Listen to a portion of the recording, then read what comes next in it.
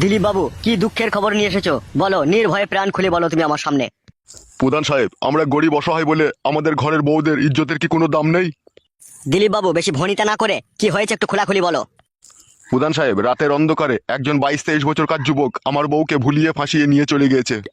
এইসব কি বলছো তুমি? কে এই যুবক? আমি ছেলেটার নাম জানি না প্রধান সাহেব, যত সম্ভব আপনার পাড়ারই ছেলে হতে পারে। পাঁচু। জি হুজুর, বলুন। কে এই নির্লজ্জ বেহায়া প্রেমিক যে দিলীপ বাবুর মতো সহজ সরল লোকের বউকে রাতের অন্ধকারে ভুলিয়ে ফাঁসিয়ে ঘর থেকে নিয়ে চলে গেছে? আমি কি করে জানবো মারা কে লিপালি গেছে না লিগেছে? সুরের বাচ্চা, তাহলে আমি দুধ কলা দিয়ে কাল সাপ পুচ্ছি?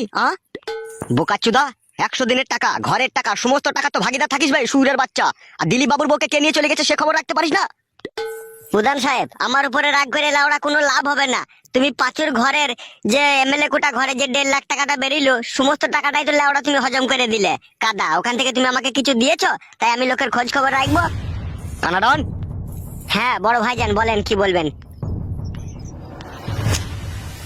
পাঁচু তো যা করছে আমাদের গোপন রহস্য ফাঁস করে দেবে মনে হচ্ছে তোরে। প্রধান সাহেব, আমার বিচারটা করুন, ওদের বিচার নাইলে আপনি পরে করবেন। হ্যাঁ দিলীপ বাবু বলো, আমি একটু কনফিউজ হয়ে গেছিলাম এদের সাথে কথা বলতে গিয়ে। তাহলে আমার বউকে যে রাতের অন্ধকারে একজন পর পুরুষ নিয়ে চলে গেল, কোথায় যে নিয়ে গেল তা আমি কোনো খোঁজ খবর জানি না। সে তো যা মন গেছে তাই করছে আমার বউকে নিয়ে। আমার বউয়ের তো ইঞ্জিল পুরো সিরিজ করে দিয়েছে লাউড়া। এখন আমি কি করব আপনিই বলুন।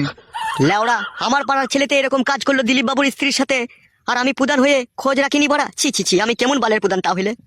আপনার কোনো দোষ নেই প্রধান সাহেব, দোষ সম্পূর্ণ আমার বউয়ের। তা বললে কি করে হয় দিলীপ বাবু? আমি এই গ্রামের প্রধান, এই গ্রামের যত ফোন লাইন কেস হয় সমস্ত খোঁজ খবর আমার কাছে থাকে, আর তোমার বইয়ের ফোন লাইন কেসের খোঁজ খবরটা আমার কাছে নাই। এ তো আমার কাছে আশ্চর্যের বিষয়। প্রধান সাহেব, এই ব্যাপারে আপনি সম্পূর্ণ পুরো নির্দোষ, দোষ সম্পূর্ণ আমার বইয়ের।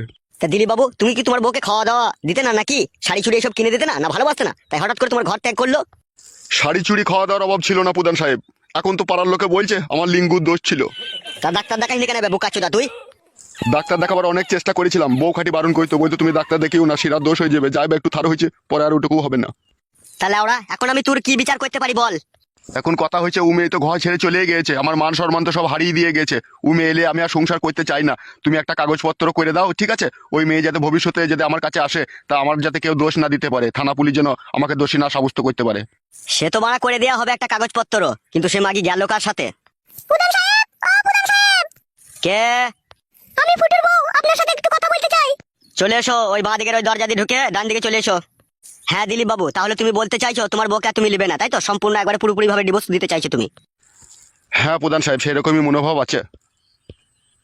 শুধু লাউড়া মনোভাব থাকলে হবে না, সত্যি করে বলো ছাড়পত্র দেবে কি না দেবে? পাঁচু, বড়রা যেখানে কথা বলে সেখানে ছোট থেকে কথা বলতে নেই।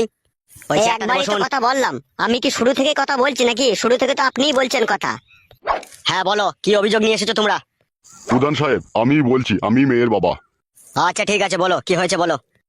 আমার ওই মেয়ের ওই স্বামীকে আপনাদের গ্রামের একজন চরিত্রহীন মহিলা নিয়ে চলে গিয়েছে। কানাডন। জি বড় ভাই। আমার এই এলাকায় কি সব রডের বিজনেস চলছে রে, কে কাকে রড মারছে বোঝা মুশকিল তো। শুধু রড মেরে শান্তি পাইনি, আবার নিয়ে পালিয়েও গেছে বলছে।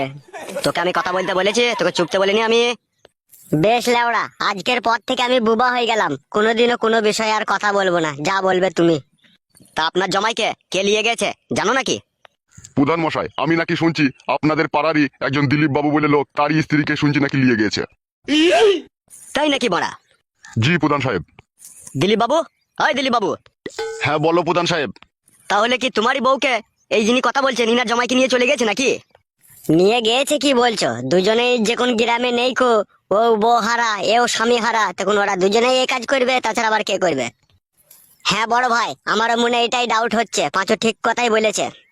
ই লাউড়া বিচার করবো কি করে রে, এ তো পুরো মাখামাখি কেস হয়ে গেছে। তাই বললে হয় নাকি? আপনি গ্রামের প্রধান, আপনাকে তো বিচার করতেই হবে।